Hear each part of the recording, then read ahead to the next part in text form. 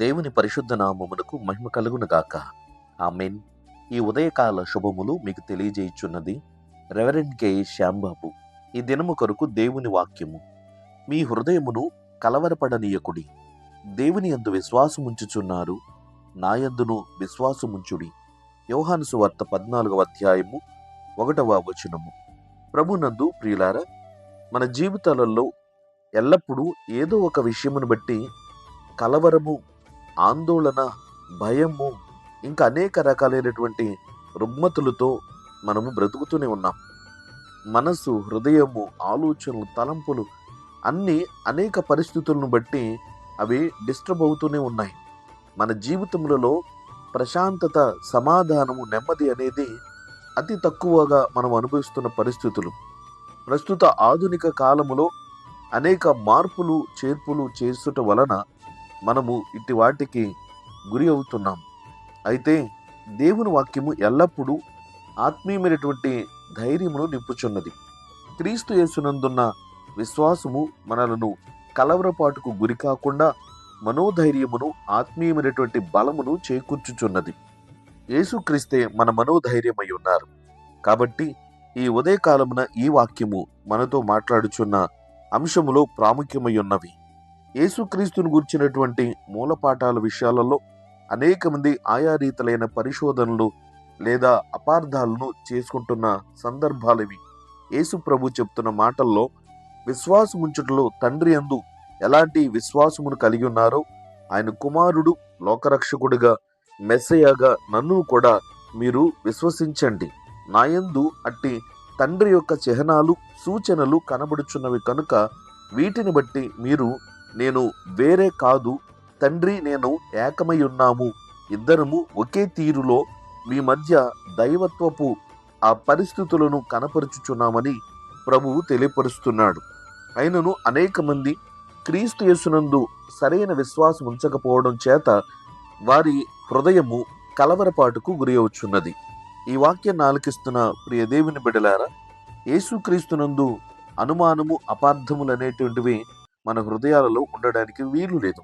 క్రీస్తు యేసును గుర్చినటువంటి అనుభవ జ్ఞానమును మనం కలిగి ఉండుటకు దేవుని పరిశుద్ధాత్మ సహాయమును మనము ఎప్పటికప్పుడు కోరాలి. అంతేకాదు, ఒకవేళ క్రీస్తు యేసునందు విశ్వాసముంచుటలో ఏమైనా అనుమానములుంటే అవి వాక్యపరిముఖముగా మనము పరిశోధించుట కొరకు ఆయత్తపడాలి. మన జీవితములలో ఇవి కాకుండా అనేక రకాలైన ఆందోళనలు, శ్రమలు, శోధనలు, సమస్యలు ఎదురవుతూనే ఉన్నాయి. అనారోగ్యపరమైనవి, ఆర్థికపరమైనవి, సామాజిక పరమైనవి, లేదా భవిష్యత్తును గూర్చినటువంటి ఆలోచనలతో ఆందోళన చెందుతూ ఉన్నాం. అయితే యేసుక్రీస్తు ప్రశాంతతను, సమాధానమును కలుగు చేయువాడై ఉన్నాడు. భయపడకుడి అనేటటువంటి మాటలను తన శిష్యులకు తెలియపరిచినట్లుగా ఈ రోజున వాక్యం ఆలకిస్తున్న మనకు కూడా అట్టి భరోసాను దేవుడిస్తున్నాడు. ఏ విషయంలో భయపడుతున్నావు?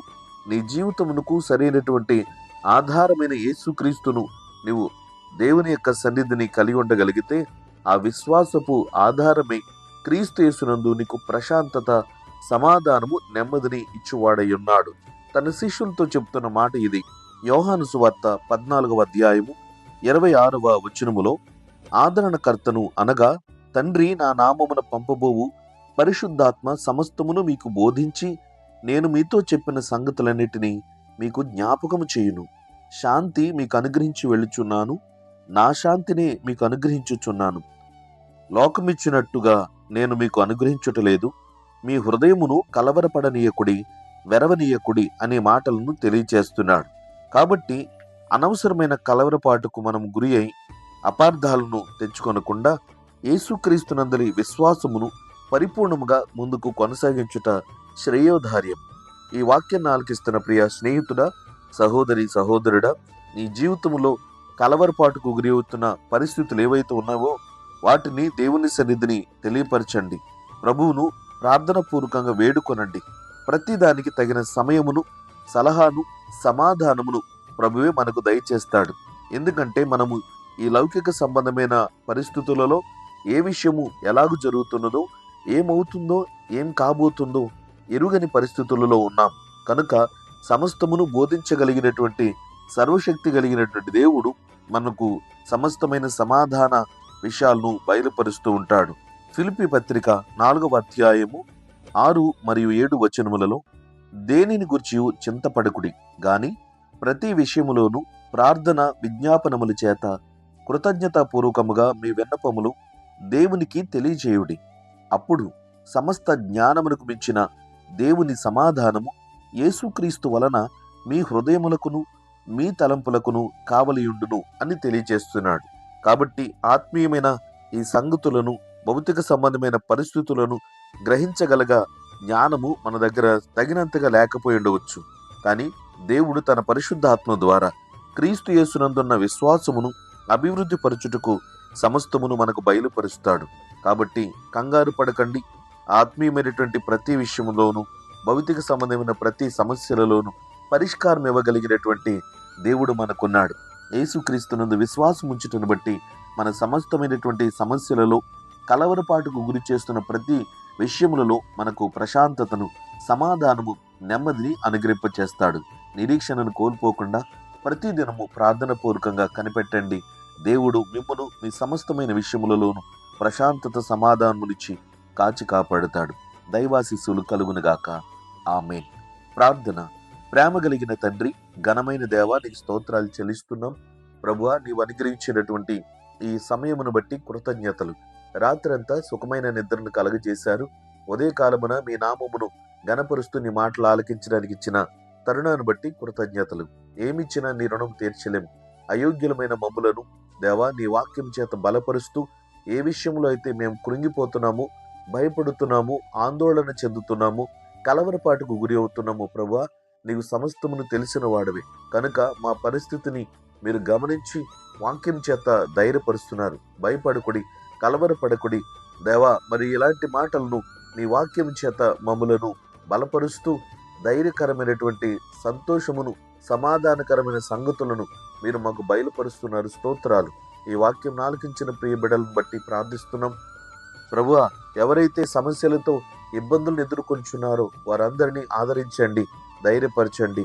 నిన్ను విడువను, ఎడబాయినను వాగ్దానం ఇచ్చావు. ప్రతి పరిస్థితికి చాలిన దేవుడవు ప్రభువా, సహాయం చేయమని వేడుకుంటున్నాం. అనారోగ్య రుగ్మతులు ఇబ్బందులు పెడుతున్నాయి. ఆర్థికపరమైన సమస్యలు కలవరపాటు గురి చేస్తున్నాయి. మా ప్రభు, ఇంకా అనేక రకాలైన ఊహించని సమస్యలు వారి మీదకి రావడం, అన్యాయంగా ఇబ్బందులకు గురి చేయడం, ఇట్లాంటి వాటిని బట్టి ప్రభువా నాయనా, నీ ప్రియబిడ్డలు తమ యొక్క జీవితమును, ప్రశాంతతను కోల్పోయారు. సహాయం చేయండి, ధైర్యపరచండి. నేను తోడై ఉన్నానన్న నీ వాక్యమును నెరవేర్చండి ప్రభువా. తగిన సలహాలను, సూచనలు ఇచ్చి ప్రతి బిడ్డలను ఆదుకొనండి. సమస్తమైన మహిమ, ఘనత, ప్రభావాలు నీకే చెల్లిస్తూ నీ కుమారుడు మా ప్రభు అయిన యేసుక్రీస్తు నామమున ప్రార్థించుచు ఈ ఉదయకాల శుభములు ప్రతి వారికి దయచేయమని యేసయ్య ఘననామమును బట్టి విజ్ఞాపన అడిగి వేడుకొనిచున్నాము పరమ తండ్రి. ఆమేన్. తండ్రి, కుమారుడు, పరిశుద్ధాత్మయను త్రియేక దేవుని దీవెన ఇప్పుడు ఎల్లప్పుడూ మీకందరికీ తోడైండును గాక. ఆమేన్.